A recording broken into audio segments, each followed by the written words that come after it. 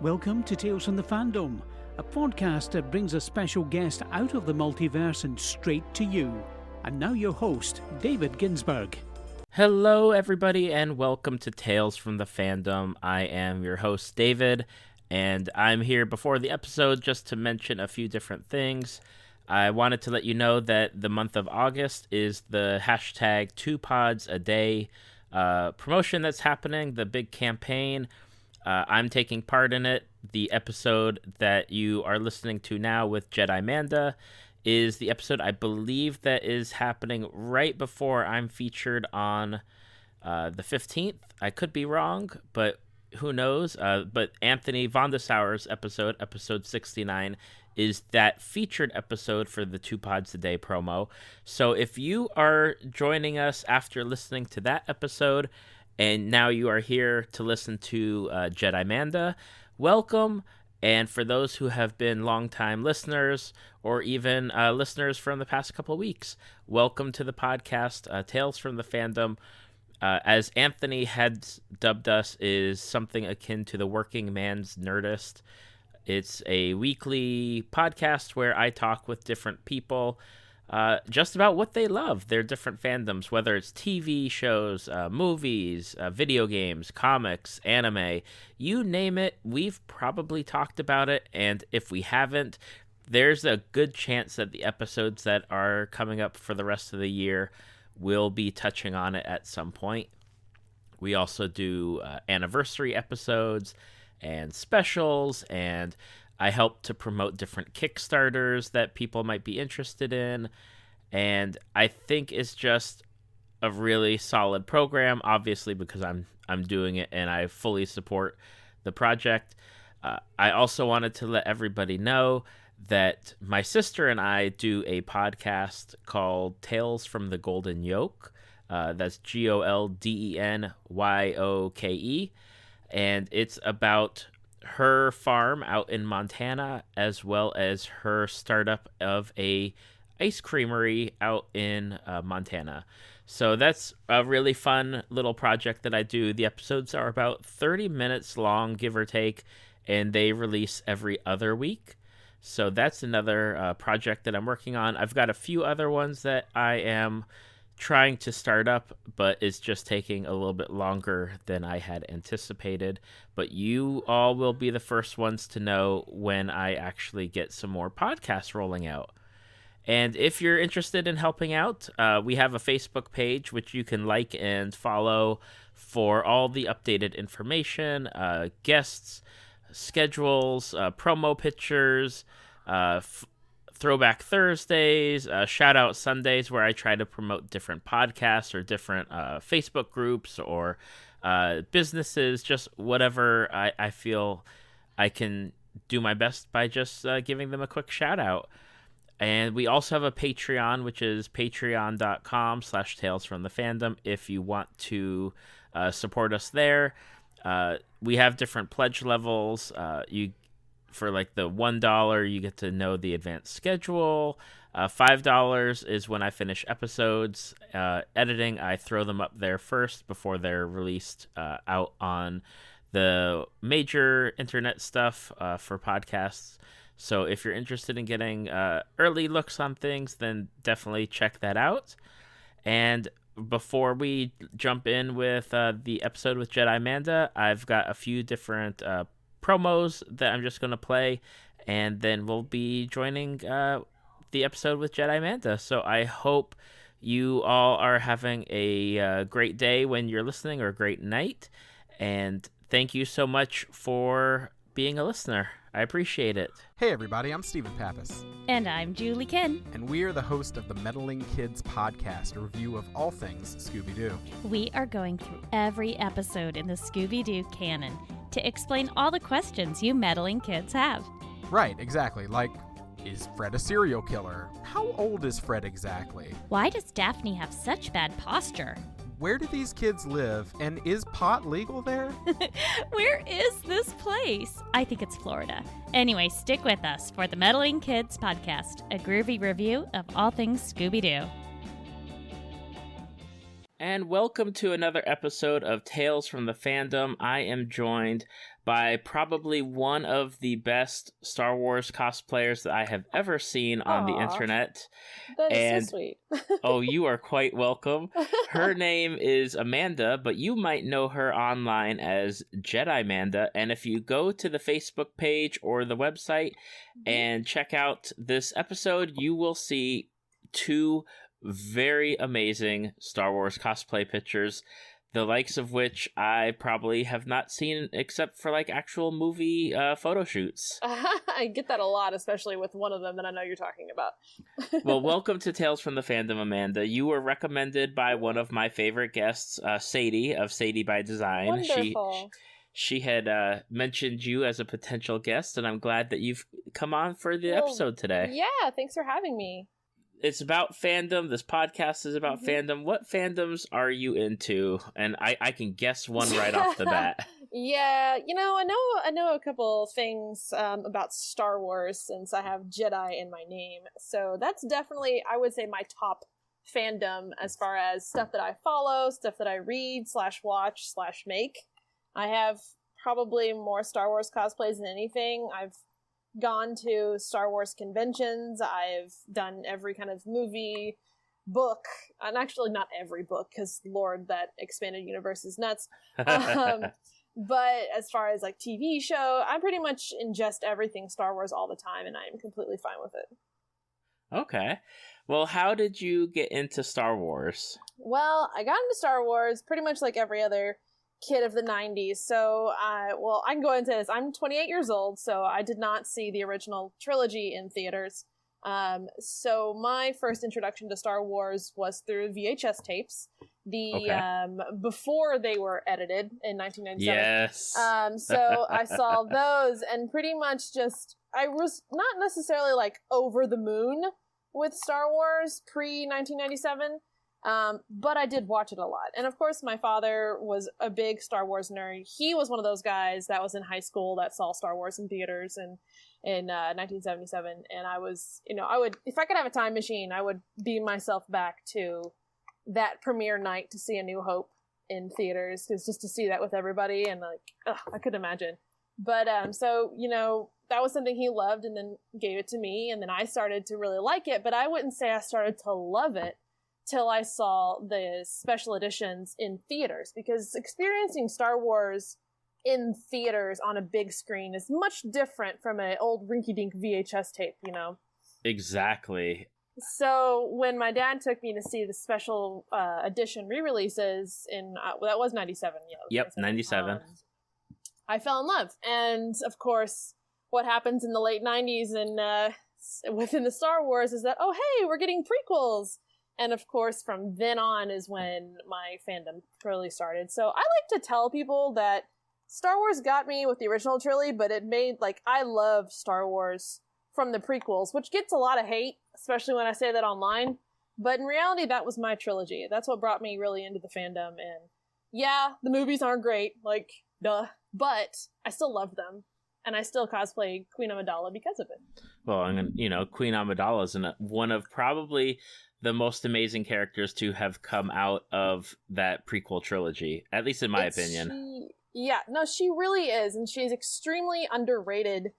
And I don't necessarily blame it on Natalie Portman. I blame it on the directors and the screenwriting. So I loved it because it was, pure fantasy. It was something that I could really dive into as far as aesthetics. Mm-hmm. And when, things started coming out later on when I started getting older, I was realizing that, the movies aren't as great as I thought they were back in when they were released. And I stuck with them. I'll defend the prequels. I am a prequel defender. I'm not a Jar Jar Binks defender. Hell no. But I am a prequel defender. But Padme Amidala is someone that I feel like Lucasfilm now is going to go back and kind of bring her back into light. I highly doubt Natalie Portman's going to come to conventions. Hell no. But with the new Forces of Destiny, I don't know if you're familiar with that. I am. It's an online YouTube series. Yeah, that then they brought Padme back for a couple of episodes, or an episode, I don't know why, but like people online just were like, I'm so excited for this because her storyline we didn't get to dive into. We dove into her storyline because of Anakin Skywalker, and you know, the prequels wasn't just about Anakin diving into Darth Vader. Right. Padme was there too. Exactly. And that was actually a topic of conversation that I had at Star Wars Celebration this year with another podcast host that does reviews of Star Wars novels that come out.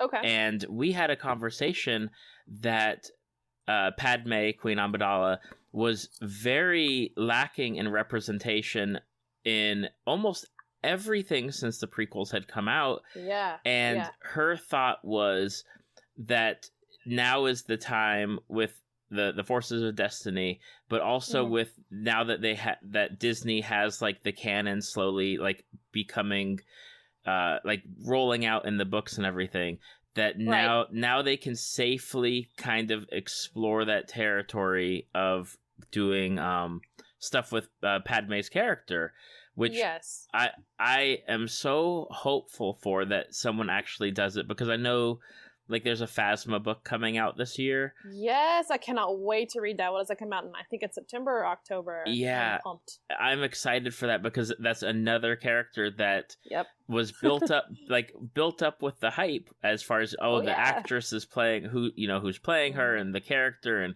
she's in charge, like the leader, and you get nothing from it in the movie. I know. That was probably the biggest thing I had about Force Awakens was Captain Phasma. And being a Game of Thrones fan like I am, like of course I got excited when she was casted, and I was like, okay, all right, let's do some Gwendolyn Christie here, and then there was nothing, and I was like, oh, that was a letdown. But I mean, of course I love Force Awakens, but I was like, all right, they've got to be holding her back for something. Right. They wouldn't have casted someone that big and and not have anything to really do much about her. Well, I'll cross my fingers for Last Jedi, because I know she's in it, but again, how much is she in it? We shall see. Yes, exactly. I remember when those the original trilogy got re-released into the theaters in '97, because I was a senior in high school, so we all kind of ditched out of school on that Friday, like on the Friday of their releases, to go see them. And it's like, yes, we're seeing it in the movie theater. It's so incredible, and just seeing some of the extra scenes were good, and some of them, obviously weren't. But a lot of it. Looking back on it now, like when I saw it back in 1997, I was 9, I think. Give or take a couple of years, I don't know. And of course, everything was amazing and wonderful. But going back and watching it, and I was like, you know what? That Han Solo Jabba the Hutt scene probably really didn't work out as much as it should have. Yeah. But there were other things I loved, like the bits they added extra to Cloud City, and how they just kind of upgraded things that were supposed to look like the way George Lucas wanted it. And I completely agree with that. But some other things I was like, maybe not. So we have the 7 movies, and we have Star Wars Rogue One out right now as far as the movies go. Oh, yeah. Which is your favorite movie? Favorite of all time? Like of all of the Star Wars? Of the ones that are currently released. Of currently released. So basically between Force Awakens and Rogue One? And all the others. Oh, and all the others. Okay. Well, that's hard, because nostalgia tells me Return of the Jedi, because Return of the Jedi was the one I watched the most. Return of the Jedi was the VHS tape that I broke because I watched it too much. But I really love Rogue One, and at first I would totally say Force Awakens, because it was new and fresh and all amazing things, but Rogue One hit me on a much different level. Maybe it was because it was so sandwiched so nicely, between the last prequel and then New Hope, and having all that stuff tie in, or seeing it from a completely different perspective besides just a Jedi and a Sith fighting every time. But Rogue One is really just, the more I keep watching it, and I think I've officially can say I've seen it now more than Force Awakens, like the more I just keep loving it. So probably, because now I have to pit Rogue One up against Return of the Jedi, and that's really, really difficult. You could just say it's a tie. It's okay. You know what? Good. It's a tie. I'm not going into that little realm because then I'll get people tweeting at me and be like, what? Where's Empire Strikes Back? But in reality, when I was younger, I didn't really like Empire Strikes Back that much because this sounds so stupid, but I would always get really scared at the beginning scene where Han Solo cuts open the Wampa to put Luke in. That would it freaked me out when I was a little kid, and I was just like, guts, and I can't handle this. Like, I guess I was too much of a girly girl for that, but... And that was the reason of me not liking Empire. That's it. Like, the first, 20 minutes into the movie? Like, nope. Give me them Ewoks.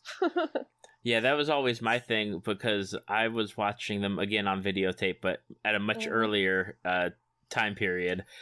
And I always liked Jedi because of the Ewoks and how fun it was. And as I got older, I grew to appreciate like Empire Strikes Back and what it was. And yes, I can completely agree with you on that. So for me, the toss up as far as which movie I like the best is between Empire and Rogue One, because Rogue One, like, I saw Force Awakens in the movie theater and I was kind of like iffy on it, and I've grown to like it. Yeah, but same here. But Rogue One had almost everything that I would want in a Star Wars movie, including like the top to bottom action on Scarif was like hands down probably some of the best stuff I've seen. Yes, and for Star Wars fans right now, we, like I said earlier, we've seen the Jedi Sith fight. That's all we get. And I think why people loved Rogue One so much is because it was different. We saw something different, and I think that is I would think that was such a huge win for Lucasfilm and Disney to be like, all right, let's just do it. Let's see where it goes. We'll try it out. Because I think, was it at Star Wars Celebration this year where they were like, we took a chance with Rogue One. We didn't know it would succeed, This was something that we all were very nervous about, and it paid off. And everybody was like, yes, of course, it's amazing, because we wanted something different. And I think that's cool. Because Star Wars, Disney, Lucasfilm, Kathleen Kennedy, they listen to their fans. They know what we've been seeing. Why not give us something different? And they're not afraid to do it. Absolutely. And this was like Rogue One, like around the internet, and the talk was this was going to make or break like these extra movies that they were planning beyond like the Han Solo film. They hadn't really like started setting up any additional films. Are announcing like, oh, we're going to do an Obi-Wan movie, or we're going to do a like a Vader Boba standalone movie or Boba Fett movie. So it definitely, I mean, I think Rogue One caught a lot of people off guard with just how it was, especially like I went into the movie just seeing the few trailers, and I was like, okay, I understand. I bet some people are going to die, but it's okay. Some of the people are going to make it out. And as you're watching it, you're just like, oh, you're no. You're secretly hoping, no, I love everyone so much. I don't want anyone to die. Yeah. I would probably pay a good amount of coin if I could find that original director's cut before they shot the re-edits. Basically, like how it would have ended at the beginning, the first time. Right. They had, I think, would they have Jyn and Cassian surviving? I think that was the only two surviving. Like, I would have loved to have seen how that happened. Yeah, that was, I was reading like I think they had a big story about like all the reshoots and how they had changed it and had planned it, and then they said, well, let's see if Disney takes it, and Disney was like, yeah, we're totally fine if you kill everybody. Yeah, which is huge for Disney, but I think it worked because it made the last 20 minutes of that movie, especially with the whole Vader scene, and then Leia just get you in your gut. Oh my really gosh. Hard. And I'll never forget sitting there in that theater and just in my mouth was to the floor because I just couldn't handle all of this stuff was being thrown at me, and then how well it was lining up with A New Hope, and how we know how that movie starts and how it just fits so nicely into that puzzle. And then we actually got to see Vader actually fight in his suit, and to a point to where now he is intimidating, because Vader to me has actually never really been, I've never been scared of Vader. Right. Ever. I don't know if that's because I saw Return of the Jedi first, and I then kind of backpedaled when I was younger, and so I never saw him as much of a threat. And of course, those lightsaber battles back then were really kind of lame. But seeing him take out those people just left and right, I was like, oh my gosh, he is a force to be reckoned with now. Absolutely. And yeah, like even when I watched the original trilogy back in the day, it was never like he was never a threat. He was more like a strategist or a commander, or like a general, never somebody that was intimidating, where, you know, you have Darth Maul, if I'm just going to transpose a different Sith person. Like, he's scary and he's intimidating. Yeah, I feared Darth Maul. I did. And when I saw Phantom Menace, and I actually I love Phantom Menace, and there are parts that I would obviously take out and would love to mute, but like Darth Maul was the reason that movie was successful, if you can say, you know, if then or whatever success, but you know, he was the reason for that movie. The soundtrack, Duel of the Fates, like, oh man, like it couldn't get any more epic. And he was the first guy, I would think personally, in Star Wars that actually put fear into some of the Jedis, especially Qui-Gon and Obi-Wan. Now, who do you have a favorite character in the series, in the Star Wars universe? I mean, yes, but my characters, the reason I like certain characters are for all different reasons. So I would say I love Ahsoka Tano as my favorite because I can identify with her that much, but I've seen her in just 2 series and a book, you know. But if we're talking whole movie, of course, Princess Leia, because I can also find myself in Princess Leia. And she has been in more, and she's in, you know, the fandom more and pop culture more than Ahsoka. So it kind of goes back and forth with who I like better. But honestly, it'd probably be a tie between those two, with Obi-Wan and Padme coming in a close third. Okay. Again. Solid choices. I have odd choices because everyone's like, well, JediManda, she knows so much about Star Wars, so she must love everything. And I'm like, no, I don't. I actually really can't stand Boba Fett. And I've argued people on this, and I have gotten hate because my name sounds very much like a Mandalorian. Right. And so everyone's like, JediMando. And I'm like, no, it's not that. Don't you dare call me that. Like, I've never liked the Mandalorians until Sabine with Star Wars Rebels. I started liking the Mandos more because I saw a relation with Sabine that I never did with the Mandos for any reason at all. Right. But still, they're not my favorite. I know that whenever people ask me who I like, I get throughout the name and they're like, who? Who are you talking about? Because I like Wedge Antilles. You're a Wedge. Okay. So I love meeting the guys that are Wedge fans and Biggs fans, because it's like, you guys are just, you've been through a lot, because you want your character to be Luke Skywalker and he'll never get there, but I respect it. I respect you guys. Well, I mean, but besides like the movies, as far as like Wedge Antilles doing the 2 Death Star runs and being in the Battle of Hoth, I really fell in love with him with the X-Wing book series, and then his evolution in all of the expanded universe books and comics and everything else. Yeah, he is one, honestly, I can never say that I know much of. And when people are like, well, you only like the ones that are popular, and I'm like, not really. Like, Ahsoka was hated big time at the beginning of Clone Wars. I didn't like Ahsoka at the beginning of Clone Wars. I thought she was annoying, but she's a character I stuck with. And people who like Wedge and Biggs and other characters that have those minor parts but yet are huge in the expanded universe, you know, you got to give those people some credit, because they've researched and they've read. They're not just, oh, I like Han Solo because why? He's cool. Yeah, Ahsoka was definitely somebody that took some time, because I missed the Star Wars Clone Wars movie, but then I watched the actual series, and as time went on, she very quickly became my favorite character in that series. Oh, 100%, especially her story arc at the end. And actually seeing and following Ahsoka from beginning to finish with the Jedi Council, and basically with just the Jedis in general, and finding and realizing that the Jedis are not perfect. That was huge. That was a huge turn in the Star Wars fandom because everyone knows it's, Jedis are good, Siths are bad. But in reality, the Jedis are flawed. And it was definitely seen in the Clone Wars and in the prequels at some parts if you read, really into it. But definitely with Ahsoka and I just feel like, especially since they brought her back for Rebels, she's just a character that's not going to go down easy.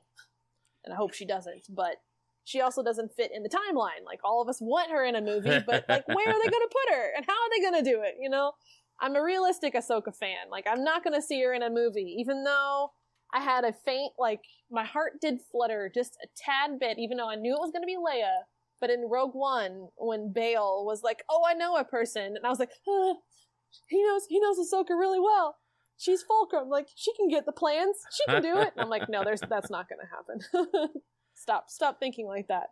Because if that would happen, there'd be a lot of people in the theaters that would either jump for joy or just be like, who is that? Right. Yeah, that's the one downside is that people would be like, I don't know who that person is. Yeah. Yeah, exactly. Now, if they wanted to, I could see them doing, a standalone movie if they really wanted to invest in doing something like that and grab the audience from Clone Wars and Rebels. I think it would be a lot for her to have a standalone movie because it comes down to timeline. Where would you put her? She honestly is riding the same timeline as Rogue One. It's like, would you go back to the Rogue One timeline? I don't know. Would you just take the book that was created for her and just make that into a movie? Well, that's kind of cheap. We kind of want some new stories. Where would you put her? She's one of those characters that we want to fit, but just might not. Yeah, and that's why I'm like excited for the Forces of Destiny, because maybe that'll tie into something else, or it gives us a new story of hers that we haven't heard. Absolutely. Because I would like to see, personally, an Ahsoka Padme buddy cop movie. I think that'd be great. that would be something totally out of left field. Oh yeah, completely like a Starsky and Hutch, but Padme and Ahsoka. No Anakin at all mentioned. Would piss off so many people. So many people. Yeah, there's no need to mention him. Anakin who? Nah. He had enough movies. It's our time to shine now. That's right. And that's one of the things I liked when they announced Forces of Destiny, because they had announced, Rebels, fourth season's the last season, but then here's Forces of Destiny, and, maybe we'll expand it beyond what we're doing. And I really like that they're focusing on all of the women characters, because they don't get enough love to begin with. No. And it's been funny, especially, I think it was the trailer, like the full trailer came out, or another trailer came out just a few days ago, because I think Forces of Destiny premieres this weekend or next weekend, I'm not sure. But if you go onto YouTube and you literally just read the comments, it is such hate towards this series, because these people, and I this is men and women, it's not just, one gender, but they're mad that they feel Lucasfilm is taking in a whole direction of the only stars of everything is a female. They were like, well, you went with Doctor Aphra, and now she has a really popular comic, where's that? And Rey and Ahsoka and all of this stuff, like, where's our guy characters? Like, it's a really upsetting read in those comments. And then, of course, people backfiring and saying what for and what right. But it's Star Wars. It's for everybody. Just so happens that we're doing these characters that we'd like to expand on. To me, like, yeah, it's great having ladies, but in reality, it's just characters we want to talk about more. Absolutely. And I try to stay away from the comments when stuff like this pops up. And I know that the only thing that obviously I saw the same type of comments that you had, or that you were reading. Yeah. And then the other ones that I saw is, why can't they hire good artists for these series? Because yeah, that was really odd. Because, they had it, and people don't remember it as much, but they had Genndy Tartakovsky, who did Samurai Jack and Dexter's Lab, do the original Clone Wars series, and that style is way out of left field. Yes, considering eventually what Clone Wars ended up looking like. Right. Like, you watch that movie and you're like, what is this? Is this a storyboard for the Clone Wars? Like, really confusing. But That's pretty much kind of exactly what the whole, aesthetic of Forces of Destiny is looking like. I personally love it. I think it's beautiful, and I like it like that. But I also want to say, hey guys, it's a YouTube series. Like, calm down. Exactly. It's not going on. It's not going across theaters. Like, it's probably a budget thing. I don't know. I don't know animation, costs or whatever, but I'm sure there's a reason for certain things. But I just was really amazed that people were taking it out on the art side too. I was like, you just trying to find things to pick about this thing?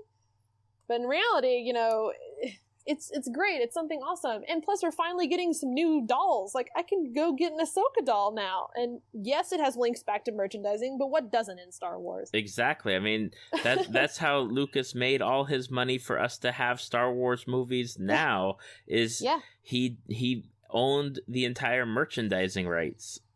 Yeah, he's a smart guy. He was like, yeah, you can go on, but give me the merchandising rights. It's like, smart. I mean, Spaceballs made fun of that, Yep. Merchandising.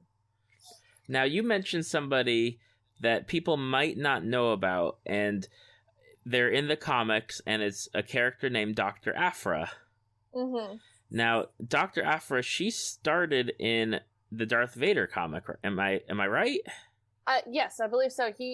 She was kind of a crony of his, if I am looking it up again, because it's been a hot minute. But I kind of compare her to Indiana Jones. She's like the Indiana Jones of Star Wars, which is really fun to follow, quite frankly. And now she has her own comic series. Yes, she does. She does, and I think she runs into Cassian a lot. I can't remember. Is Dr. Aphra a good character or a Shades of Grey character? She's a Shades of Grey character because, well, you can kind of put it back to like a Boba Fett type character, but she's not really doing it as, a kill for hire. But she is going out and finding these things on her own fruition. She's not a part of the rebels. She's not a part of the, the Empire. She's just another side story to follow. I kind of correlate her a lot with Jyn, even though Jyn, eventually gets to be a rebel, but she starts out with something that she's doing of her own fruition and going about it and finding, quests and finding treasures and stuff, and that's just really cool. Also, another thing we've never had. She's not fighting with a lightsaber. She's not doing these certain things. She's going out and doing her own little jam and running into a few familiar faces along the way. That's awesome. That's a comic that I've heard about, and I mean, I picked up the first Darth Vader trade at Free Comic Book Day, and I haven't gotten to read it yet, but I know that Aphra plays, a part in that series for a while, and a lot of people speak very highly of the character. Yeah, I think, honestly, she's a character that we will see lead into movies, because she's a character that is doable on film versus, like, Ahsoka, and, Disney has a lot of money. They could easily animate Ahsoka. I realize that. But Dr. Aphra is someone that they could slide in, add a little cameo here and there or do something, because her timeline is between A New Hope and Empire Strikes Back, but technically she still could be in the new timeline. Like, she's not dead yet. But, she's still there, and she could pop up. Her timeline works, in my opinion, but yeah. I recommend that one. And then the Poe Dameron comic book's a really good one, too. Is that more in the vein of him being a X-Wing pilot, or is it more like ground missions as well? And so, from what I have read, which has not been at all, he is more or less, it's just basically rounding out his character, how he found BB-8, how he got to be a part of the Rebels, why he is an excellent pilot. So it's more or less just an origin story. But for some people who love Poe, but just really know nothing, I'm like, you guys need to read the Poe Dameron comics. It's really good. You'll find out more things, and you'll start to love Poe Dameron just that much more. Okay, awesome. Now, if they came to you, if Disney came to you, Kathleen Kennedy came to you and said, we have these Episode 8 Last Jedi, Episode 9, and we have the Han Solo movie coming out, but we really need you to give us like 2 movies to do. Like, what characters or what stories would you like to see on the screen for Star Wars? Okay. Well, first off, you'd have to go pick me up off the floor because I've passed out. Because Kathleen Kennedy is probably one of the only people like on Earth that I would, be a blubbering mess to talk to, because I look up to her so much in her leadership within the company. But after you scraped me up off the floor and gave me some water, I'd probably be like, guys, let's just go backwards. Let's go into Padme. Like, I know it's just not there, and Natalie Portman is like never coming back to Star Wars, but I just want to know more about her. I want to know why she became a senator, why she became or was chosen queen. I want to know that kind of stuff. And also I want to be like, let's go further back, because I personally would like to see Old Republic stuff come, and I know I am not the only person on the internet that agrees with that either. So I would be like, let's go backwards. Let's just go back, because all we have before, the prequels is games. And to be able to see some of those characters on screen and do a movie about, and being able to dive into that universe, thousands of years before, the Battle of Yavin, is something I would love to see. Probably the most one is that, just because it's another universe to dive into. It's another timeline. Who wouldn't want that? Exactly. It's something that it was explored in the comics a lot, and in the books occasionally through like holocrons or what they would find in information. but yeah, it's like you'd get little snippets of information, and it's not always reliable, or they'd kind of like overlap with each other, like the video games on top of the comics, and you're like, it's not what I remember, but you're getting things confused. And we've spent a lot of time in and around the Battle of Yavin. Like, we've done, Rogue One, Star Wars Rebels is now up to that timeline. We have A New Hope. We have all of this stuff with Vader. Like, let's get away from everyone and do something completely new. Like, don't even try to put in C-3PO and R2-D2 into Old Republic movies, because the internet forums will sound off and it will be like a nuclear bomb. But just like something that fresh, to where it doesn't have to tie into anything, but yet Star Wars fans really still understand it. And I think that's where I would take it if they asked me personally. Okay. Now, moving away from Star Wars, it's okay. It's okay. Is another movie that just came out and has done more than remarkably well to everyone who has been rooting for it. Is thrilled and over the moon, and we're excited and happy and glad. And that is the Wonder Woman movie. Yes, the Wonder Woman movie. Now, my new favorite thing. Were you like a DC Comics or Wonder Woman fan beforehand, or were you just kind of like, hey, I want a Wonder Woman movie, they're making it, and I want it to be good? Well, yes. To answer your question, yes, I was. I've always been a Wonder Woman fan. Now, if people want to go quiz me on my Wonder Woman knowledge, of course I'm going to fail that. But I can say that the first honest single-person comic book story I read was Wonder Woman. And, like, it was a chain reaction, because when I was in high school, like, I liked books, but I wasn't a huge book reader. Like, I just would rather go draw something or make my own art, and then wanting to dive into comic books but having no idea where to start, because that's intimidating. You walk into a comic book store, like, I don't even know where to go. Mm-hmm. So the first thing that popped in my head, and I knew of Star Wars comics, but this was really before the Star Wars comics were good. Right. Or got rebooted and basically back into where we are with, like, Aphra and Poe Dameron.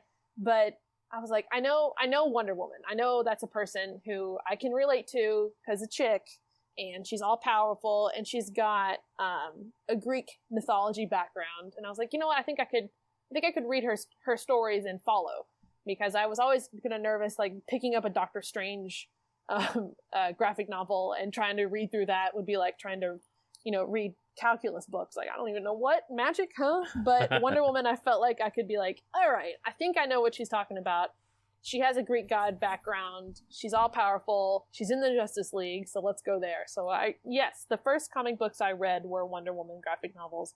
And then from that got me into Justice League and reading those graphic novels and loving them, but then just wanting a little bit more. And then I found the X-Men, and then I haven't been back to the DC since. Dun dun dun. But, dun dun dun. And but Wonder Woman has always just held a little place in my heart. And then when they announced the movie, I was like, just, begging, because DC movies have been so great lately. I've been so worried. I was like, oh geez, please, no. And that's another thing, like, everyone's been on the Marvel side, because the Marvel movies have been very influential to people. They've been great. People have been enjoying them, especially with Guardians of the Galaxy, but the new DC movies, I mean, no one has faith in that. Right. And then you go and watch this movie, and then you realize, oh my goodness, I can have faith in DC again. I can come out of the closet and be like, I'm still a DC fan, I swear. I swear. All of us are back, like, washing off our DC shirts and be like, okay, I can finally say that, yes, I do like Wonder Woman just as much as I like X-Men. And it's gonna be okay. So yes, I did start out liking Wonder Woman before Gal Gadot signed that contract. And I imagine you love the movie. I do. I really love the movie to a lot of points of relation. I can relate with her. She's the first female superhero to me that I'm watching it and I'm actually really just wanting to be her friend. Not necessarily wanting to be her, but I can say that now because as we're talking, I'm working on my Wonder Woman cosplay sword literally right now, cutting out foam. So yes, I do want to be Wonder Woman, but being able to watch someone on screen and have that much love for humans and not be cold like Black Widow, it's such a new type of superhero, and you're just like, finally something new, finally something fresh. And then the direction of the movie was funny, it was enjoyable, and it was just great. And how could you just not fall in love with it? And I haven't met a person who hasn't. I know. I mean, that's the one thing. Like, there are people that defend like Batman versus Superman to their grave and say how great it was. Yeah. And other people are like, no, it's not really good. It's really not that good. But Wonder Woman, I don't think. I mean, there's been nitpicky criticism, but yes, that's very. There has been, but it's been minuscule. Right. Though. Right. Yeah. And I love it. And I'm happy that it's been minuscule, because no one wants to see something that they've secretly wanted to succeed be ripped apart. And I think that's also why people were also willing to let it be good, because sometimes I was also afraid, because it was so good, that we were going to have people that just wanted to come out of the woodworking and say negative things, just to be the ones who get that, that BuzzFeed article, like, this person hated Wonder Woman, here's his reasons. But literally, really, that didn't happen. I do remember one criticism I saw of the movie was, why is there an armadillo on Themyscira? Oh my gosh, yes, that was funny. Come to look of it now, it's kind of like, what? But what a peaceful little animal to have on Themyscira, right? I'll take an armadillo. Sure, that sounds like fun. Yeah, it's like totally chilling, It's totally chill. Armadillos and horses. I'd live on Themyscira. Let's do it. Who wouldn't want to live on Themyscira? Who wouldn't? I know, right? So good. What was your favorite part of the movie? Definitely the No Man's Land battle. Yes. It was so the first time I saw it, I was just like in awe, because that soundtrack, that theme, that Wonder Woman theme with those guitars, like just will get you in your heartstrings, and you can't help but feel goosebumps thinking about it or seeing it, and then finally seeing it to an appropriate fight scene instead of something like Doomsday, being able to use it. And then that whole just like the setup to it, like, please go save my town, and she's like, I've got to do it, and they're like, no, but she's gonna do it, and she did it. And the fact that it was happening on No Man's Land, and that she is Wonder Woman, like, there's so much correlation and like just femininity in that whole scene that I couldn't help but like tear up when I was watching it. Right, like seeing her come out and be in her complete like Wonder Woman outfit was just probably one of those most visually stunning bits of the movie, where you're just like, that is like the iconic picture right there. It really was. And I was so excited to just finally see it. And of course we saw it in Batman versus Superman, but it wasn't up to that epic level. And to see her finally like chuck some bullets off with her gauntlets, or use that shield to really push back people besides just fighting a big gooey green monster, was just so fulfilling. it was so fulfilling, and I'm thinking about it gives me goosebumps, and the whole time I'm watching that scene, I'm just going, all right, I got to make this outfit. I've got to make this outfit. Oh, okay. Like looking at all these angles, because as a costumer, I see things that other people don't see. I'm like, okay, was that boot? How many things are on that boot? Or like, what's her shield look like? And doing all of this mental picture stuff as I'm watching it. And so whenever that happens, when I'm watching a movie, really makes that connection and gives me another reason to love that movie just that much more. And now, hopefully, they've. I know that they started talking about doing the Wonder Woman 2 and having Patty Jenks come back and do it. Yes, so well, they better. Exactly. They better. And I think that movie is just going to be. I don't want to say I'm like slightly worried about it, but they are going to bring her up into present day, from what I have heard. But that's also rumor, and. You know, I want the Justice League to succeed so much, because now that Wonder Woman is out into the public, I want everything that she's in to win, and that just makes me connect to that character even more, now that I'm rooting for her in the box office. It's exciting. Yeah, I'm not like I'm not a DC guy, I'm more of a Marvel guy, and I'm not familiar really with the Justice League, but the two reasons I want to go see that movie is Wonder Woman and Aquaman. Yeah. That is my only reasons, are those two only. And actually, no, Mira is another reason I want to see that movie. I love the aesthetics of Mira. Now, I've never read an Aquaman comic. I have only seen Aquaman in the Super Friends. Yep. That's it. But I'm a huge Jason Momoa fan because of Khal Drogo in Game of Thrones, and just his look and the style that he has. And I'm like, I think he could really, really rock this movie. But I also know that with Justice League, like, they're missing Justice League key people. And I want there to be the Martian the Manhunter. I want there to be Green Lantern. You know, I want these people in there that maybe we'll see, maybe we'll not see. But I just think, you know, it's kind of like seeing Iron Man, the first Iron Man in theaters, and now you're like, oh, that whole world of the Avengers is now open. Right. So now since you know, Wonder Woman did such a good job, now I feel like that's their Iron Man. Yes. Even though they've had other movies in the past, they have this one good one. People are now going to be excited to see what else is coming. And the fact that we could possibly have everybody else from the DCEU now, and it's good and it's happy. And I feel like Warner Brothers has learned a lesson, at least with screenwriting or marketing or directorial sense with Wonder Woman, that I hope they go in the right direction now. Yes, add more color. Add more color and cheer it up, please. Right? Jeez, that was so dark, and I think they've learned that. Honestly, I feel like it, because if not, Wonder Woman would have honestly been different. Like, Warner Brothers still has a hand in production, right? But yet we still got that amazing movie of Wonder Woman. So they've obviously let stuff go. They have learned what Disney learned with Rogue One, to like trust your directors. They know what they're doing. Let them do it. Absolutely. Now, as I said in the opening, and as you've mentioned throughout this episode, you are a cosplayer. I am a cosplayer. How did... At least I try to be. Try. You do it pretty darn well. Well, thank you. How did you get into cosplay? So, my cosplay introduction is a bit different than most people, especially ones that I've met and talked to, and of people that I'm really good friends with. I actually started out in cosplay, already a professional seamstress and costumer. Up until my first cosplay convention, which was 2012, I was a professional tailor. I was a costume designer for our local college, University of Louisville, and I had a lot of experience within costuming, but I was never the one to wear the outfit. And to me, like, when you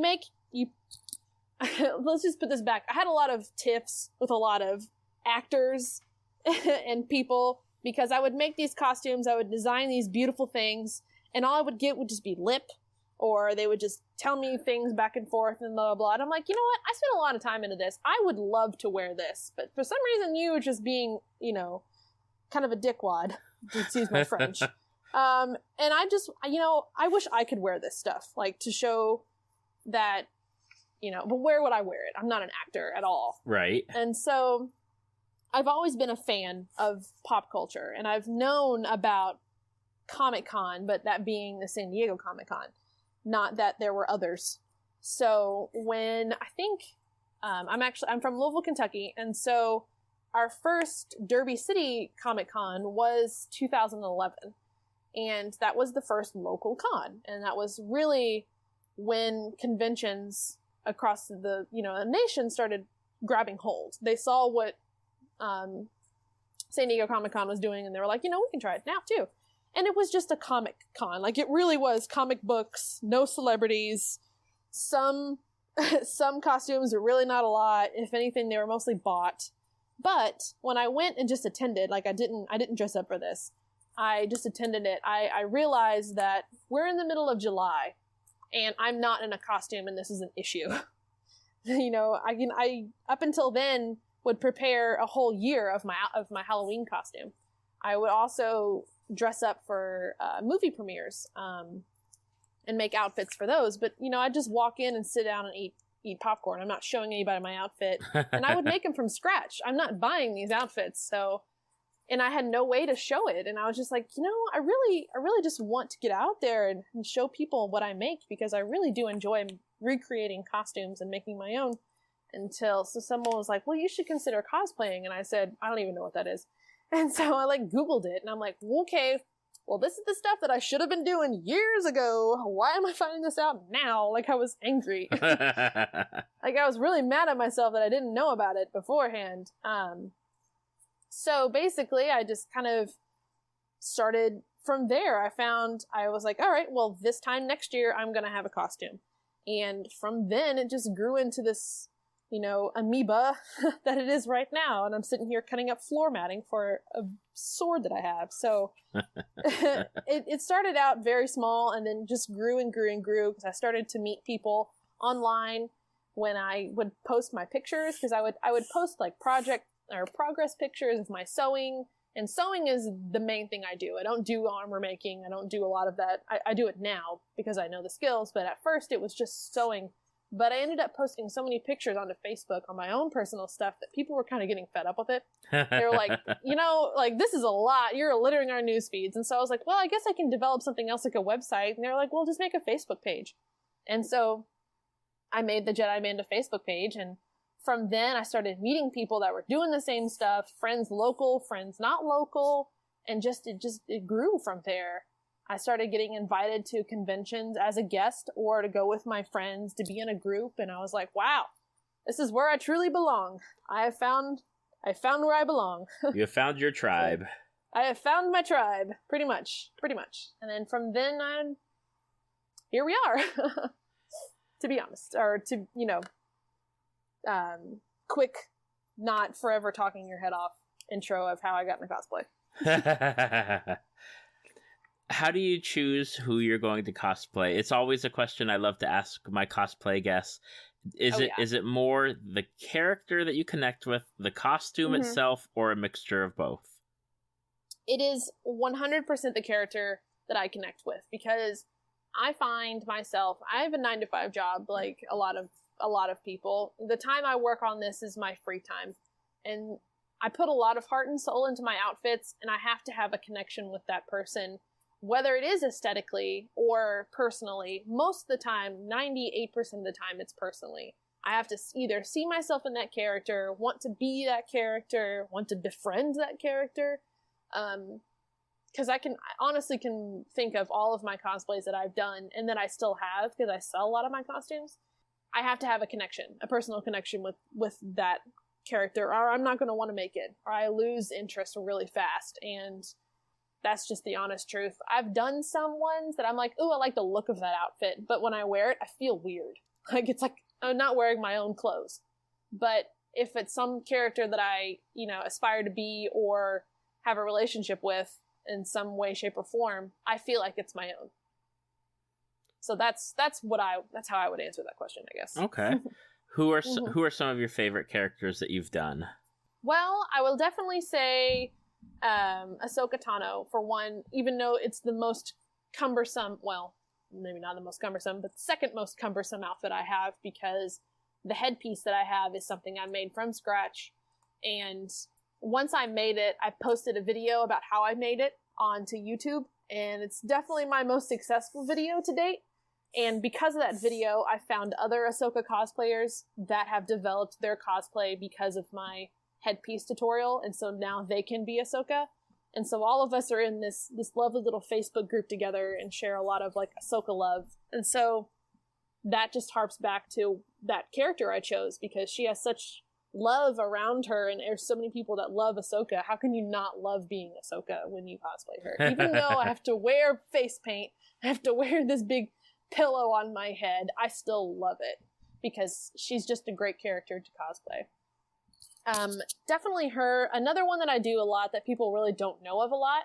Are you familiar with the web series Ruby? I've heard of it. I've not seen it, but I know most of the characters due to doing this podcast and people talking about it. Yes. So first off, you need to go see it. You need to watch it. Just in the stream, go watch it. But Yang Xiaolong is a character in that I do a lot of cosplays from. I have 2 outfits of her that I've done, and I also identify with that character a lot because she's kind of a hothead like I am sometimes and short-tempered. But her aesthetics are similar to mine, and I've done that character and I've taken it to conventions, and I've seen how much love that character has with fans, and it makes me love it more. And so being able to walk around in that outfit and people are like, oh my gosh, it's Yang! And I'm like, yeah! You know, selfie picture time. But that's another one that I really, truly love wearing. But as far as walking around and competing, definitely with my Queen Amidala, which is my most recent competition piece. She's just epic in all ways, shape, or form, and also extremely cumbersome to wear. But I love it because people have never seen this costume in person. They've seen it behind glass at a museum, or they've seen it on screen, but this is a costume that took me 9 months to create, and it's something that I want to show off as much as I possibly can. Absolutely. And it was featured somewhere. Yes. I believe, because I saw it online and I made a comment about it, but I can't remember where it was. Yeah, it's been featured on Kotaku was probably the first. That's probably where I saw it, yeah. Viral moment I had with it. Yeah, it was amazing. I was on StarWars.com from the Star Wars Celebration costume contest that I got second in my category, wearing that outfit. And so that had a little feature on StarWars.com, which was pretty much a defining moment from a Star Wars fan point of view, when you can get on StarWars.com from a creation that you've made and win an award is pretty amazing. But yes, it's a very, cumbersome outfit, but is one that I will never not stop showing to people because I'm really proud of it. Yeah, it's incredible. 9 months, right? 9 months. It took me 9 months. The headpiece alone took me about 3. And within that 9 months was me also figuring out how to do it. So people are like, you just worked solidly 9 months? I'm like, well, yeah, but I also had hours and hours of me sitting, staring at paper, trying to figure out how to engineer and defy gravity. So, I was very much, I didn't go into it knowing what I was doing. It was a trial and error. So a lot of things, especially with the headpiece, it started out looking so much different than how it ended. And I wrote a blog post about it on my website and showing people my progress on it, and people were just amazed. They were like, how did you figure it out? I'm like, I tried. Right. I practiced, and I just basically cut out stuff and glued it and hope it stayed, and it worked. And so that's why I always tell people when they're like too scared to cosplay, and I'm like, don't be, because that's how you learn. That's how you figure things out. You just do. Do or do not. There is no try. There you go. How long does it take you to get into the Amidala? Actually, really not that long. It's actually extremely easy to get into. Because it's only 3 pieces. Well, 4 technically. It's a skirt and a tunic, and then a robe, and then a headpiece. Okay. And then I have to face paint myself white, and that takes 0 time because it's a really easy makeup. That makeup is really easy. Although I can't touch my face during the course of the day because I'm wearing like clown makeup. Oh, okay, gotcha. That's another thing that I learned out was certain types of makeup, do certain things under stage lights with sweat and just other stuff. And so when I wear this makeup, I literally can't touch anything on my face or it's just smeared to hell. But it does not take me long to get an Amidala. Ahsoka takes me about 2 hours because I have a lot of face paint to do because she has all those designs on her face. Mm-hmm. That takes me a long time. Long time. So you're working on Wonder Woman now. Right. Are there any other cosplays that you have planned or are in the planning stages to get prepared to work on? Yeah, so I'm a big time plan person when I plan out my years of cosplay because I cosplay for the love of it, yes, but I also cosplay for the competition. I truly enjoy entering myself in competitions, and so each year I have one thing that I make that is my showpiece. And I have other costumes that I make to go along with it to wear at other conventions. This year was Amidala's year, and I finished her in February of this year. Then started working on Mrs. Incredible, and then now I'm working on Wonder Woman. After Wonder Woman, for the rest of the year until I start my showpiece for next year, I have Queenie Goldstein from the Harry Potter Fantastic Beasts. Yay, series. Queenie! Yeah. Uh-huh. I actually work for a custom wig company, which that's our actual name. We make wigs from scratch. We hand tie them, and that's my work uniform. We have Harry Potter cosplays, and so I have to be Queenie when I'm at the booth selling wigs, because I'm wearing my own wig I make. So Queenie, and then I think that I'm probably going to go ahead and start my showpiece for next year, and the due date for that is in April for Chicago C2E2. I'm going to be doing Anastasia from the film Anastasia. Okay. Mm-hmm. So it's a big ball gown. It's harping back to sewing. It's kind of, I'm using a lot of the same techniques as I did with Amidala. It's just a different shape, but I'm kind of spinning my own little original design and historical ness into the design. And basically it's just going to be a glowing rhinestone beautiful mess that I'm going to walk across the stage with. But it's also going to take a long time to put together because it's my showpiece. I want to put a lot of time into it. So that's the slate for the rest of this year, I believe. Okay, and you right now. now do you take that showpiece and you go to different conventions specifically with that one to enter into the costume contest? Yes. Okay. Yes. So each year I take one showpiece for that whole year.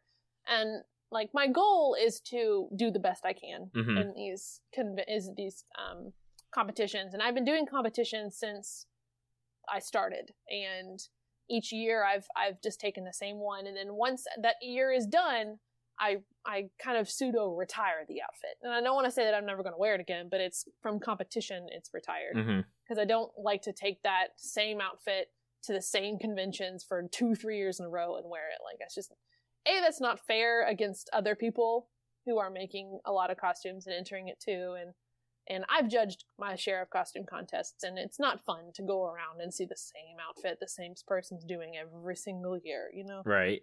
I said it's good to like stretch, you know, get your skills up and do other things. And so Queen Amidala won't be retired, but she'll be retired from competition. At least I'm not going to compete with her next year, and that will be the Anastasia year. Okay. What's the hardest thing about the costume contests? The hardest thing about them is mentally preparing for them, because like I'm very used to being in front of people. I'm very comfortable with that, but I still get extremely nervous. And I've been backstage with a lot of people that really just can't walk across that stage. They are too nervous.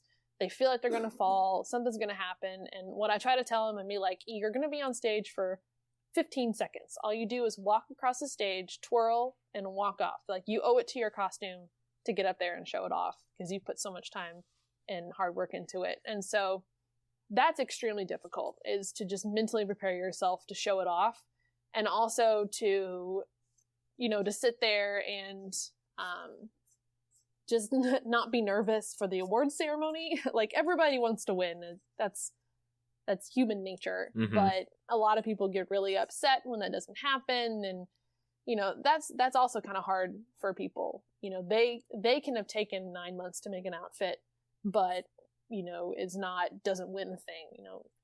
So that in itself is really hard to do. And I try to tell people, I'm like, it's just one contest. There are others. just travel around, find the ones that you go to, have fun with it. But there are some difficult aspects about competition that a lot of people don't like to talk about, and those are definitely two that are very pronounced. Let's say that. What's the best advice that you have for somebody that is interested in cosplaying, but maybe, hasn't sewed or has no idea where to really start? My first tip is to always tell them to go to a convention and see other cosplayers and to go up and talk to them, because we're friendly. Like, we'll talk to you your ear off about how difficult it is to be in an outfit all day, because it's taxing. It's very taxing. And I always tell people, like, drink enough water and eat food, because taking pictures all day actually is harder than it looks. Mm-hmm. And, to go and see what other cosplayers experience before you decide to do it is ideal, because maybe you're not the type of person that you want to have your picture taken. Maybe you're uncomfortable with that. Maybe you're uncomfortable with people coming up and talking to you. But that's something you don't know unless you go see other people at a convention, try it out first. And you can still cosplay and not wear your outfit to a convention. Like, that is 100%. I know a lot of people that do that. They just don't like to do that. They like to do it for photo shoots. They like to do it to put their stuff online, or they just like to do it just to have it, Right. But most people do it for the conventions. That's at least where it starts. That's where to start, and you can branch off from there. But that's my main tip, is to go to a convention not cosplaying first and just talk to them and see what it's like to be in a costume all day. It's tough. It's taxing. Tough and taxing. One of the things that always amazes me, and I still to this day have no idea how people do it, is the boots or the big heels, or even like the people that wear like the mech suits or those big like armored pieces. I have no idea how people can make it through a whole day in the convention. Side note, we cannot. It's absolutely painful.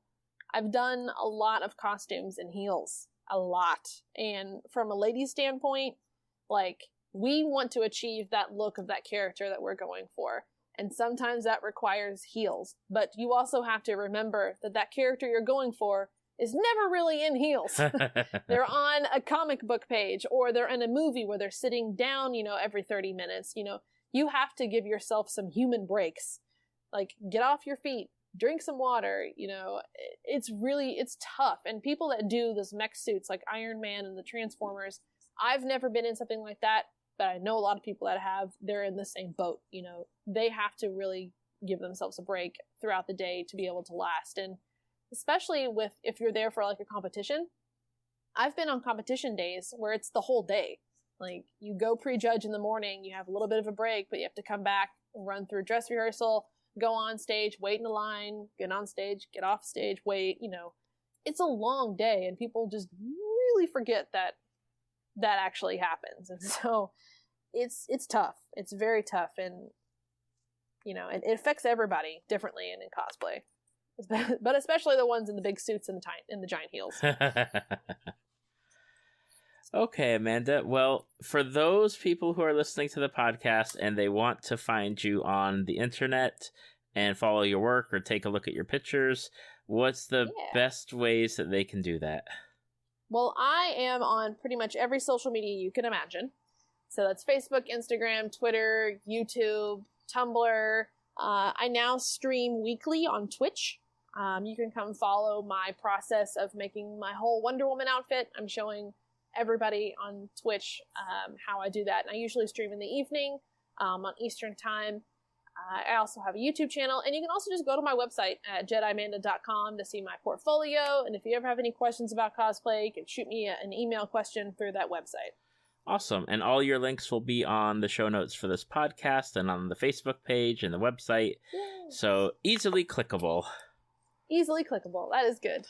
Well, Amanda, I want to thank you for taking time out of your evening to record with me, and thank you. I mean, it's been fun, and if I do another Star Wars episode, maybe covering The Last Jedi, I think I might have to reach out to you to do an episode. Yeah. Oh yeah. Call me up. I'll have things to say. I will have things to say. But yeah, thank you for having me on. It's been a lot of fun. It was my pleasure. Thank you for listening to Tales from the Fandom. Subscribe to us on iTunes or your podcast app of choice. Follow us on Facebook at www.facebook.com/talesfromthefandom to see photos, links, leave feedback, and check out upcoming guests. If you'd like to be a guest, email David at talesfromthefandom@gmail.com.